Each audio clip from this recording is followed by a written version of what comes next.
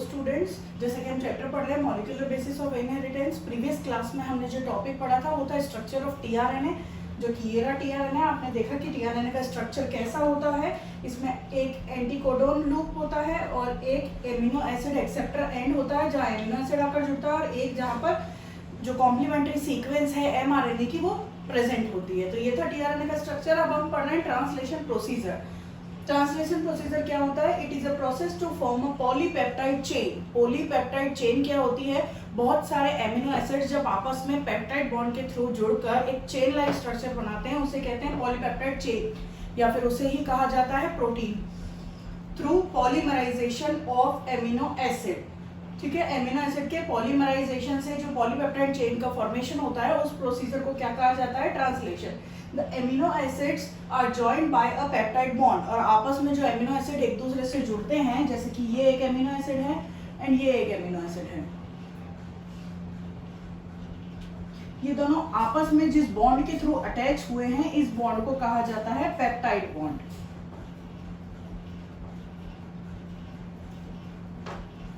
Clear all of you?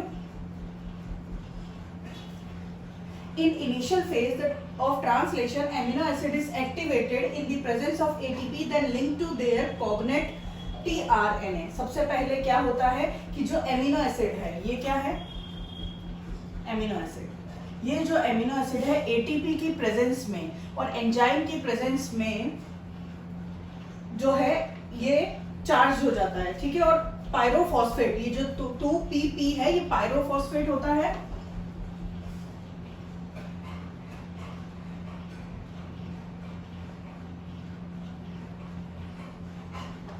को release करता है। नेक्स्ट स्टेप क्या होता है? जैसे एमिनो एसिड जो है वो चार्ज होता है, उसी टाइप से जो टीआरएनए है ये अनचार्ज टीआरएनए है,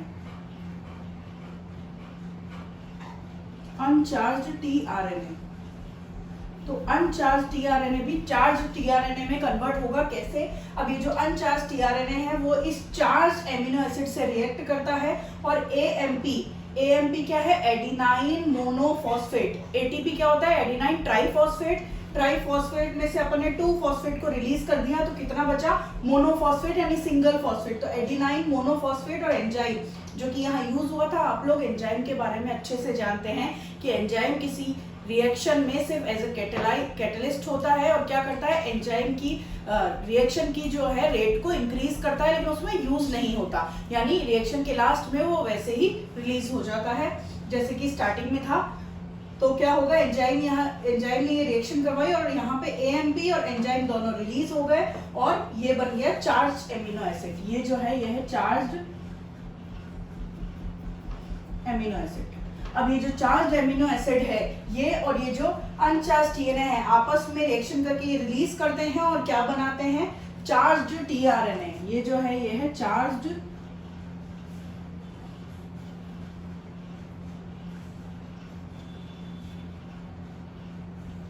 ये है चार्ज टीआरएनए। अब ये चार्ज टीआरएनए आगे हमें ट्रांसलेशन प्रोसीजर में किस तरह से यूज होगा वो हम देखेंगे आगे।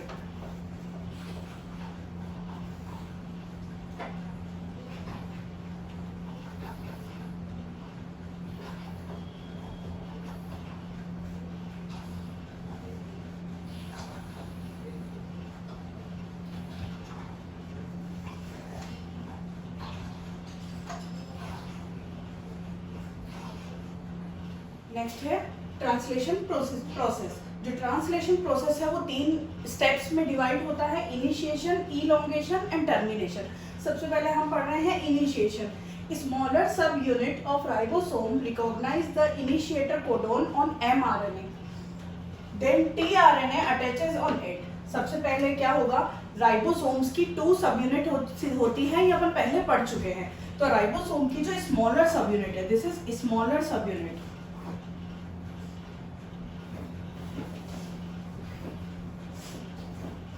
राइबोसोम की जो स्मॉलर सब यूनिट है वो ये एक एमआरएनए है। एमआरएनए पे जो इनिशिएटर कोडोन है उसको फाइंड करने का जो फंक्शन है वो कौन करता है? स्मॉलर सब यूनिट राइबोसोम की।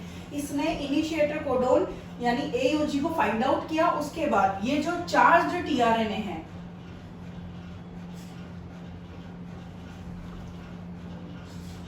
चार्ज टीआरएनए इस जगह पर आकर अटैच होगा। ये चार्ज टीआरएनए जो फर्स्ट होता है मिथियोनिन एमिनो एसिड को लेकर आता है, वो आकर इस जगह पर अटैच हुआ। उसके बाद जो लार्जर सब यूनिट है वो अटैच हो जाती है, और ये जो है ये क्या कहलाता है, translation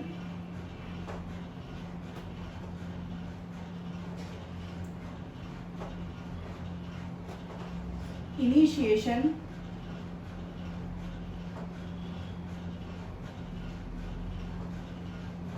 complex. Translation initiation complex में क्या क्या चीजें हैं, राइबोसोम की दोनों सब यूनिट, स्मॉलर और लार्जर सब यूनिट, टीआरएनए और इनिशिएटर जो कोडोन है। क्या हुआ, दोबारा से हम देखते हैं। Smaller subunit of ribosome recognize the initiator codon on mRNA, then tRNA attach on it. After that, larger subunit attaches and makes translation initiation complex.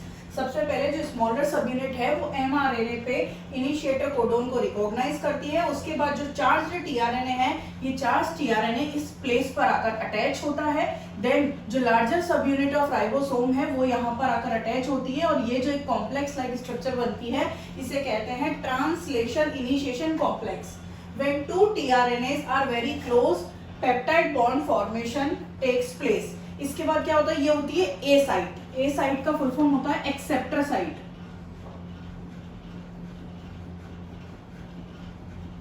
Acceptor site का मीनिंग है जो एक्सेप्ट करेगी टीआरएनए को। टीआरएनए जिस जगह पर आकर जुड़ेगा वो है ए साइट, ठीक है। इसके बाद नेक्स्ट इलोंगेशन। इनिशिएशन में हमारा कंप्लीट होता है।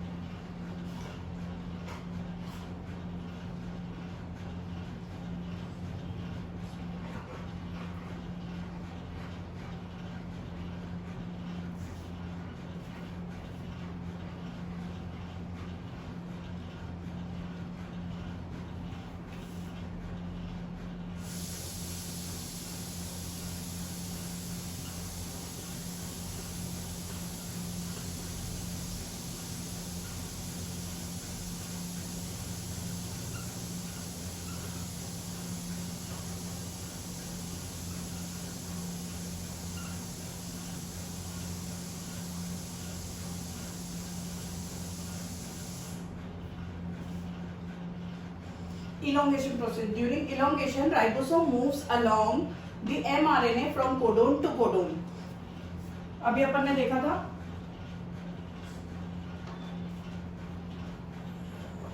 कि ये एक mRNA है, इस पे ट्रांसलेशन इनिशिएशन कॉम्प्लेक्स बना था।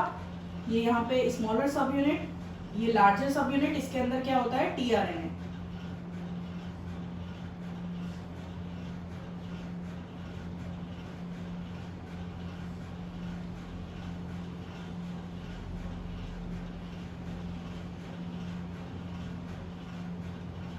जो कि मिथियोनिन को लेके आया है।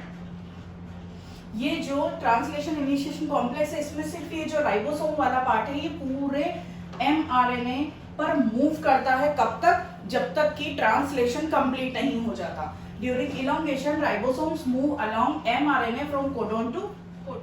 नेक्स्ट एमिनो एसिड कौन सा आ रहा है उसके बाद, यहाँ पे कोडोन प्रेजेंट होता है GCA। तो यहाँ जो टीआरएनए आएगा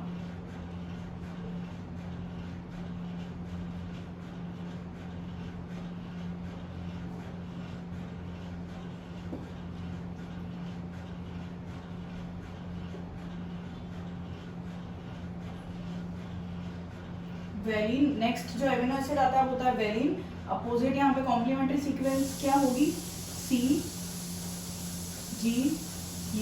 ये वेलिन। नेक्स्ट ये तो हो गई, जैसे ही सबसे पहले जहाँ पे टीआरएनए आकर जुड़ता है वो होती है ए साइट। मैंने आपको पहले भी बताया लेकिन इसके बाद ये जो ए साइट है ये पास में प्रेजेंट पी साइट पे जो कि होती है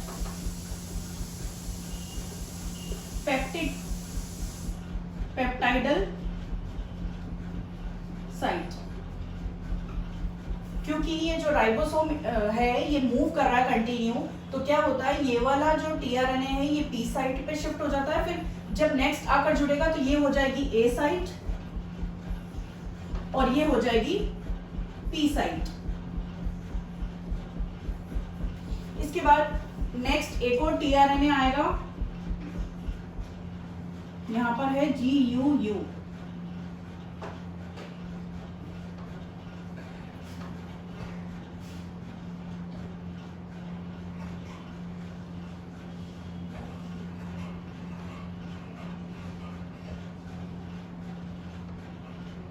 जो कि वेलिन एमिनो एसिड को लेकर आएगा। GUU का अपोजिट कॉम्प्लीमेंट्री यहाँ पे क्या होगा, CAA। ये जो वेलिन एमिनो एसिड को लेकर आएगा उसके बाद क्या होगा, जैसे ही ये राइबोसोम फिर से मूव करेगा फिर ये इसमें एक और साइड आ जाएगी। फिर क्या होगा, ये जो मिथ्योनिन है यहाँ से हाइड्रोलाइज होकर रिलीज हो जाएगा और ये क्या होगा, शिफ्ट होकर यहाँ पर पेप्टाइड बॉन्ड बनाकर अटैच हो जाएगा। और ये जो नेक्स्ट टीआरएनए है चार्ज वो आकर यहाँ जुड़ जाएगा और ये राइबोसोम कॉम्प्लेक्स इधर शिफ्ट हो जाएगा। उसके बाद क्या होगा, ये जो है ये वाली जो साइट, ये जो टीआरएनए ये रिलीज हो जाएगा यहाँ से, ये पूरा इधर शिफ्ट हो गया। करके बताती हूँ मैं आप लोगों को।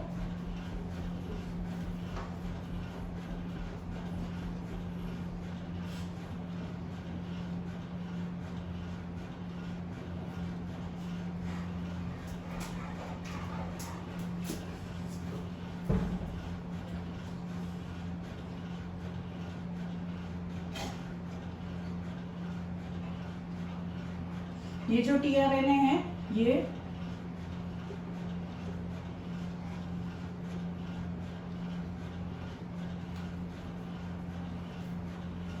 जो लेके आया था ये एलेनिन लेके आया था, सॉरी, और ये जो लेके आया है ये वेलिन लेके आया है। ठीक है, ये हो गया। अब वो जो फर्स्ट जो इनिशिएटर कोडोन वाला टीआरएनए था वो रिलीज हो गया। जो ये राइबोसोम है वो यहाँ पर शिफ्ट हो गया क्योंकि ये कंटिन्यूअसली मूव करता है। यहाँ पर शिफ्ट हो गया, यहाँ पे ये वाली साइट हो गई एग्जिट साइट, ई साइट। ये साइट क्या हो गई, पी साइट, और ये साइट क्या हो गई, ए साइट। यहाँ से वो जो फर्स्ट टीआरएनए था मिथ्योनिन वाला वो रिलीज हो जाएगा। इस तरह से कंटिन्यू ये प्रोसेस चलता रहेगा और 1 बाय 1 टीआरएनए आकर अटैच होता रहेगा। और जैसे जैसे टीआरएनए आएगा ये एक ऐसी पॉलीपेप्टाइड्स की एक पॉलीपेप्टाइड चेन बनेगी, कंटिन्यूअसली एमिनो एसिड इसमें जुड़ते जाएंगे। वो किस तरह से होगा वो नेक्स्ट डायग्राम से मैं बताती हूँ आपको।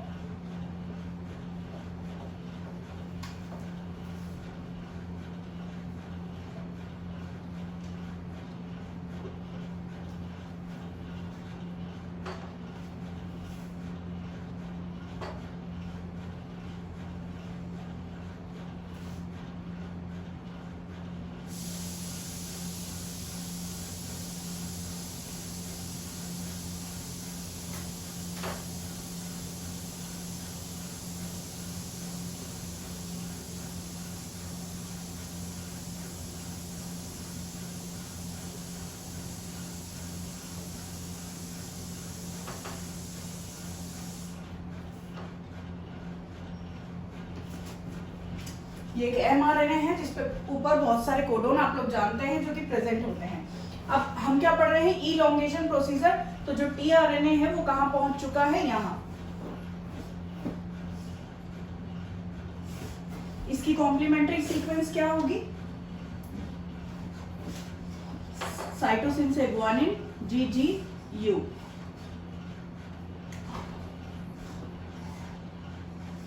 इसकी क्या होगी, UAG।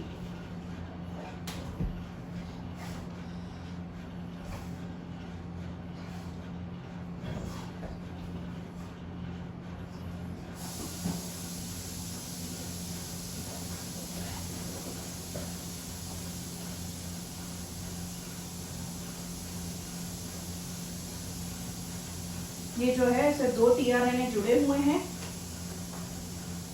ये अमीनो एसिड। अब अपन ने सिर्फ नेम दे देके अमीनो एसिड नेम दे दिया, यहाँ से कंटिन्यूस चेन जुड़ी हुई, क्योंकि ये इस पूरे कोडोन से थ्रू आउट होते हुए फिर यहाँ तक पहुंचा है जो राइबोसोम है, तो ये कंटिन्यू मूव करता हुआ पहुंचा है, इसलिए खूब सारे अमीनो एसिड आपस में यहाँ पर पेप्टाइड बॉन्ड का फॉर्मेशन करते हुए अटैच हो चुके हैं।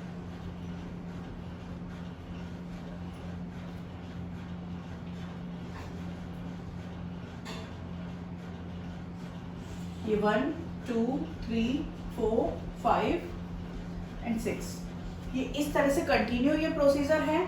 फिर यहाँ पे स्टॉप कोडोन आ जाएगा,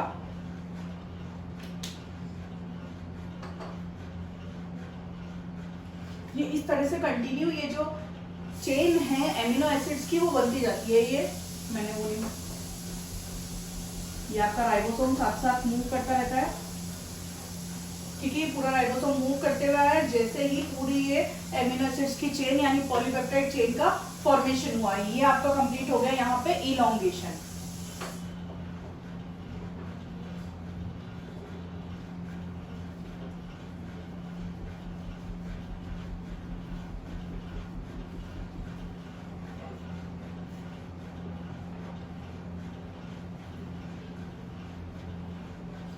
नेक्स्ट है termination.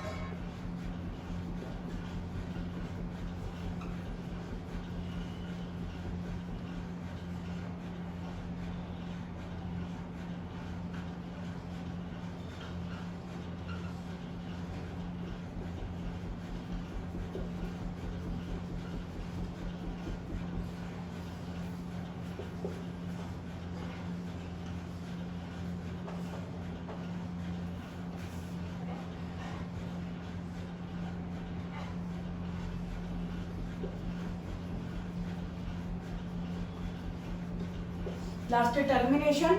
At the end, a release factor comes on A site and bind with stop codon and releasing the complete polypeptide chain from ribosome. जैसा कि अपन ने अभी पिछले डायग्राम में देखा था कि जो राइबोसोम है वो लास्ट में पहुंच चुके हैं।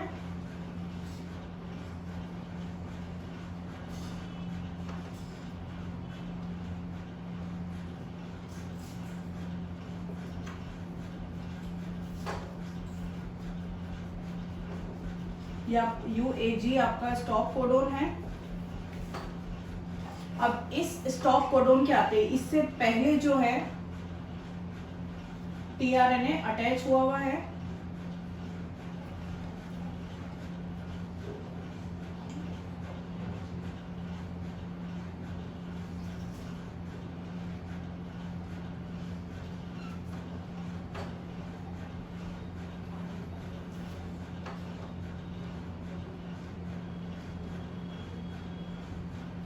ये टीआरएनए अटैच हुआ है, यहाँ तक पहुंचा। नेक्स्ट आ गया स्टॉप कोडोन। अब मैंने आपको बताया है कि स्टॉप कोडोन के लिए कोई भी टीआरएनए प्रेजेंट नहीं होता है, तो जब टीआरएनए नहीं होगा तो यहाँ पर एक रिलीज फैक्टर आकर अटैच होगा और ये जो ऐसी खूब सारी अमीनो एसिड की चेन बनी हुई है, यहाँ इसका हाइड्रोलाइसिस करके और इस चेन को रिमूव कर देगा। इस चेन के रिमूव होने के बाद ये जो अपन ने भी पढ़ा, यहाँ पर राइबोसोम की लार्जर स्मॉलर सब यूनिट जुड़ी हुई होती है, इसी के बीच में सारा काम होता है। तो सबसे पहले ये एमिनो एसिड की जो चेन है वो रिलीज हो जाएगी।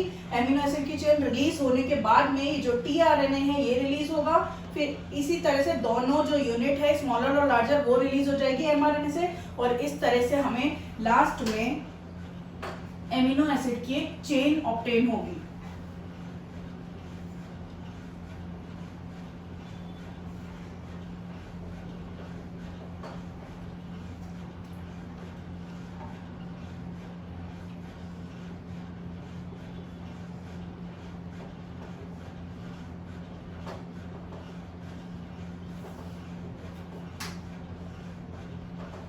ये एमिनो एसिड की एक पॉलीपेप्टाइड चेन ऑब्टेन होगी, जिसे ही क्या कहा जाता है, प्रोटीन।